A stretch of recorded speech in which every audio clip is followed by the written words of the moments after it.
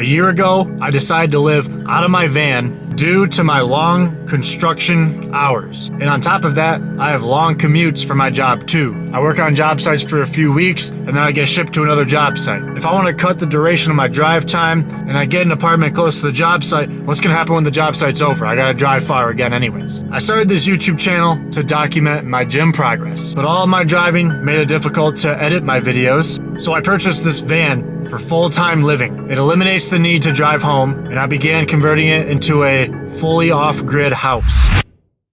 Good morning. It is 3:21 in the morning. So I live in my van. This is what it looks like on the inside. It's not the best looking, but it'll get there. I'm still in the works of building it. I build this thing as I go. So first thing I'm gonna show off is the really cool ceiling that I built. Take a look at that. If you come over here, over to this little wire section, I have a switch right here. And these are dimmable lights. Yeah, it's pretty sweet. And then I actually have two of these. I have another one over here, right here, and it does the same thing. Turns off and on, and then it does the dimming switch. And then, if you look to the left, you got the sink. And then underneath, this is how the plumbing system is. I got the 6 gallons here that gets sucked in, and then it goes out from the sink, and then it drains down into the gray water tank. And then to the right, we just got a little trash can, and then if we turn around, we got the toilet. And it's got toilet paper right next to it, because I actually use this, and it's not even that bad.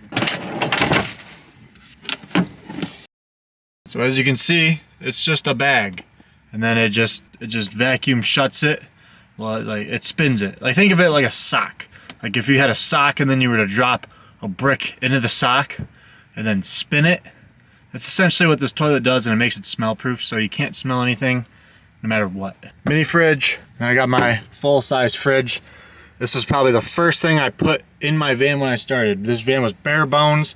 I had nothing in it. One of the first things I did is I strapped a fridge to the wall. And to this day, it's still strapped to the wall. I did make these little notches right here so I could get a magnet and then twist a knob that'll go into here, but I just haven't done that yet. But let's get this fridge open. I'll show you what I'm eating. So I am into bodybuilding, so all I have are meal preps and orange juice. If you're really interested about what I'm eating, just ground beef with a liver blend, sweet potatoes. It's basically really all I eat. The rest, I get my snacks from fruits. So, oh, you hear that? That's my heater getting ready to fire up. Yeah, that heater keeps the van nice and warm in the middle of the night. It's winter time right now, so this heater is the only thing that's getting me through. Then we can start walking over here. I'll take a seat right on my bed. And then this is kind of the ugly part of the van because it's not really built yet. I do have some 2x4 for backing that I installed. I installed it.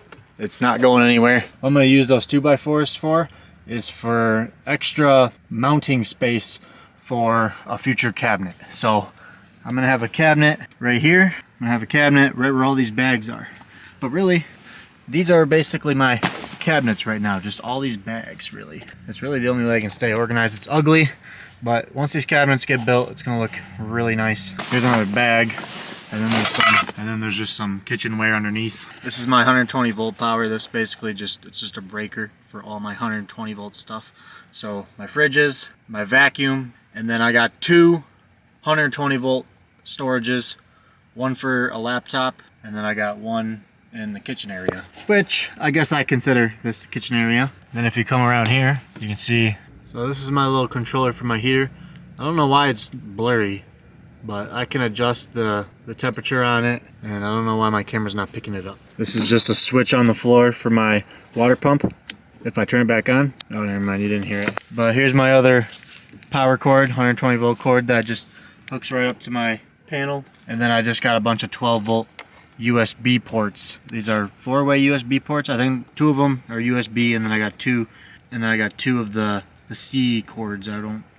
Which are like the newer iPhone cords or whatever. But those wire up to this little 12 volt breaker right here. So then you come over here, you reach your arm into this scary hole, and then you pull out this massive hose. I can reach the entire van with this and go all the way back here with it.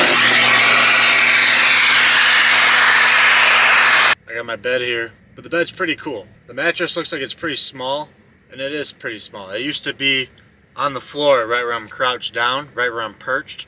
It used to just lay on the floor because I got my battery bank, and then I got my dirty laundry, and I got my clean laundry underneath my bed. If you remember, if you watched any of my old videos, I just had a basket that would lay here instead of a little box hole. But in the future, it'll be a pull-out drawer. But for now, it's just getting shoved in there. But times are changing. This is like a memory foam topper. This is really just a temporary mattress. Soon I want to upsize this mattress into a hinge, because look at this. Kabang! You see how it dropped like that? I could have a whole other bed there, like a hinge mattress. You know how cool that'd be? But for now, I've just been laying like this. Bam. I've still been able to sleep. I got more room to just kind of move around a little bit. I got a little bit more room, right? And then when I wake up in the morning, bang, it goes right back in. But all this stuff is being built as I live in the van. I actually film everything too, so you can watch that bed build if you want. You can watch any of the builds if you want to. Because even like up here above my fridges, I even got little shelves. Bang. And then I even got another one. Bang. I just got like a little nail on it for now to pull on the handle, but eventually I'll put real handles in and stuff. It's all just a work in progress. As time goes by, the van will start to get more and more and more and more and more done. Because like I actually have hardwood floor. I just cover it up with this protection. You know, I got two things of protection. I haven't lifted this thing up in a while, but I got two pieces of protection. I still got a bunch of sawdust and nails. That's what made me decide to get this protection. So first we're gonna do this chest machine. I always like to start with chest, and I like to train chest all in the mid position. Chest trains best in the mid position. And how I have the machine set up, basically, you don't want to be jeopardizing your range of motion, and you don't want to be jeopardizing your mobility when you're doing this. So the best way I like to look at it is keep your hands in line with your chest. You can be a little bit above your nipple, a little bit below your nipple. It's all a range of motion thing. Your genetics can sometimes dictate your range of motion too. So just try it for yourself, whatever feels most comfortable. Obviously you don't want to be all the way down here. Technically you could get away with this, but this is not what I'm trying to train right now. You could do this. This is like a decline, but like with a poor form. You could totally do a better version of this though, so I don't know why anyone would want to do it. So what I do instead is I come down, middle of the nipple. Boom, just like that. And then obviously if this is too far back, this could also limit your range of motion too, because you gotta think you're using your muscles when you're doing this. So once you start loading this up, you'll be able to do the rep, but then once you start coming down, that weight is just gonna start, your muscles are still gonna be working at this point. So if this is the furthest that your mobility is gonna comfortably allow you to go back, but your muscles are still trying to work and this is still resisting, then you could mess something up going far back like that. So you don't wanna do that either. So I usually just set mine on 2 and then I just do a rep.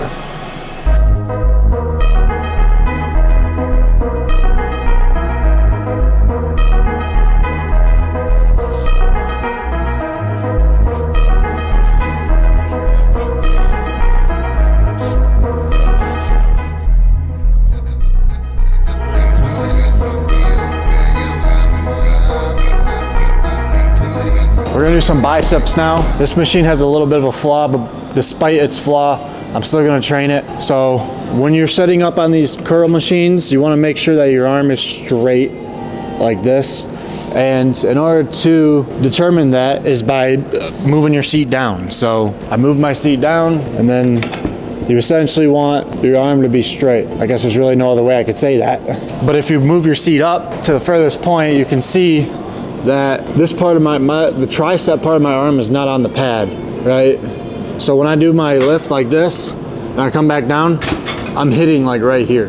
Whereas if I move my seat down to the bottom, I'm all the way down here. I got my whole tricep on the pad now. So now when I do it and I come up and then I come back down, I get almost a straight extension with my arm. I'm almost getting the most of the range of motion that this machine is allowing me to get.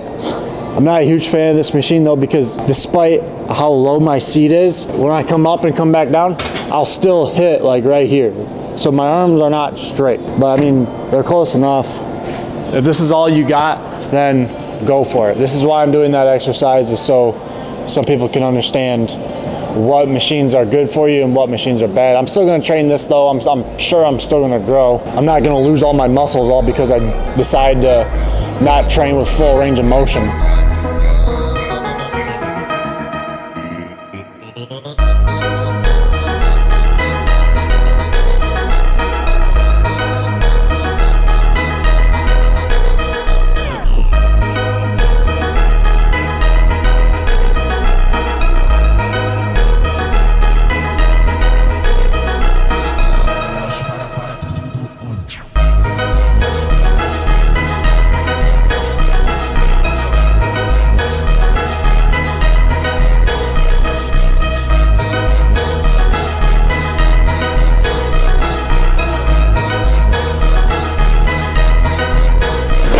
So this one's pretty explanatory. This is the shoulder press. Be careful with your shoulders. For the type of work I do require overhead movements, like hanging drywall. So I figured that this would just make me stronger if I'm hanging drywall.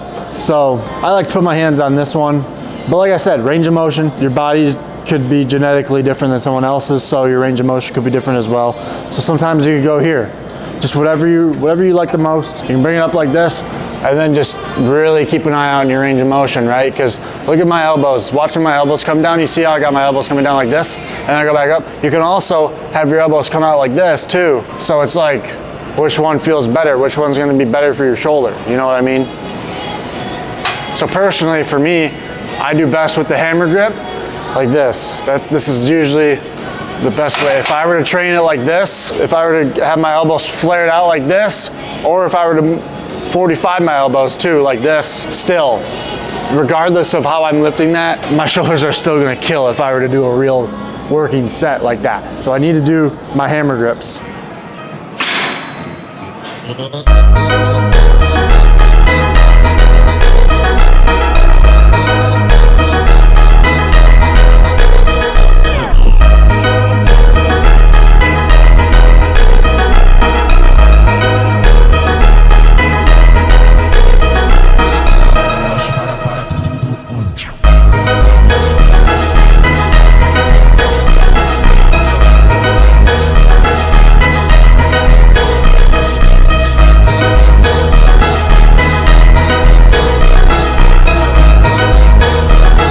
This is probably my favorite chest machine. I've seen a lot of growth and I'm really strong with this machine. Any machine that you're really strong with, you want to continue doing, because strength and hypertrophy, they work together. So I have mine set to the 4. I got mine set to 4 because of my mobility. Some people can set this thing all the way back to 1 like this. Some people can literally do them like this. Like they can go like this, they can load it up to as heavy as they need it to, and they can go all the way out like this and then all the way back like that. But my body doesn't really allow for that mobility. Once I start getting like right here, that's when I start feeling it. And as you go by and as you continuously work out, you'll start to feel that mobility standard. So mine is at 4. So now I do my lift and then I come back, and then right there is when I started to feel it. And then chest exercises, just have your hand in line with your pec, really. So if I were to have them, like I said, too high, come on. You're not gonna be playing with a full deck of cards if you're gonna be doing your lifts like this. I mean, it's gonna target something, but not much. Same with coming all the way down here. Well, I'm tall, so it still might have a good benefit for me. But some people are so short, they'll be up here like this, and then they'll be going like that. You don't want that.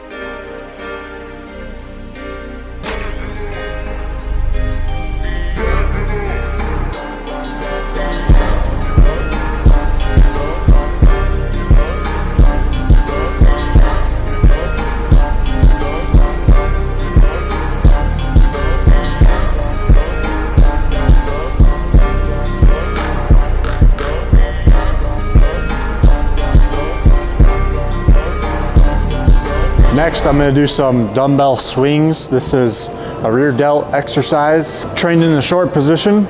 I'm gonna be getting down. I have this angled at a 45, and I'm just gonna get down like this. I'm gonna put my chest here. I'm gonna grab my dumbbells. Let's say I got my dumbbells in my hand and I'm ready to do the set. I would go like this. I just bring them back. I gotta make sure that my arms are at a 45 as well. Kind of like I'm a flying squirrel, like this. So then you come back down and you go up like this, just like that. Now we're gonna do it with some weight.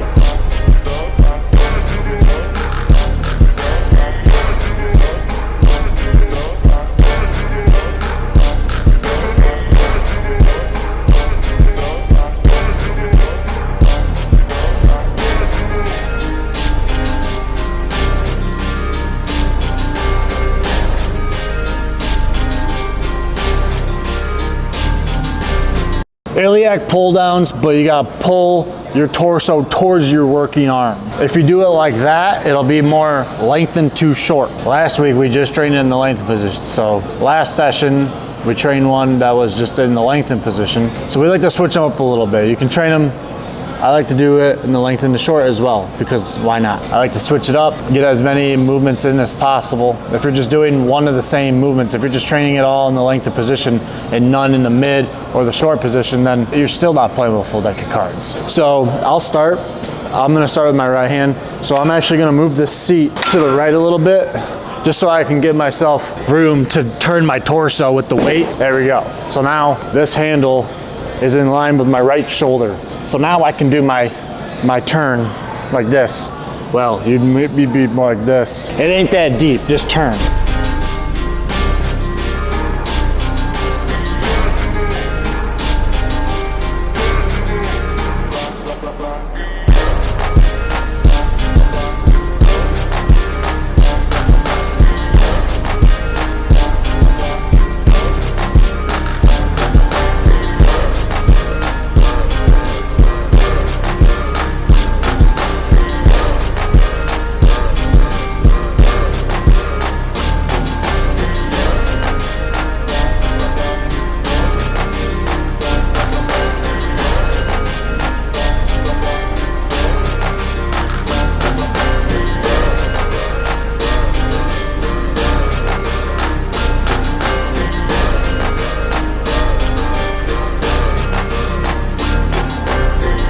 When you drop set, you want to make sure that you're still staying in the hypertrophy range on your drop set.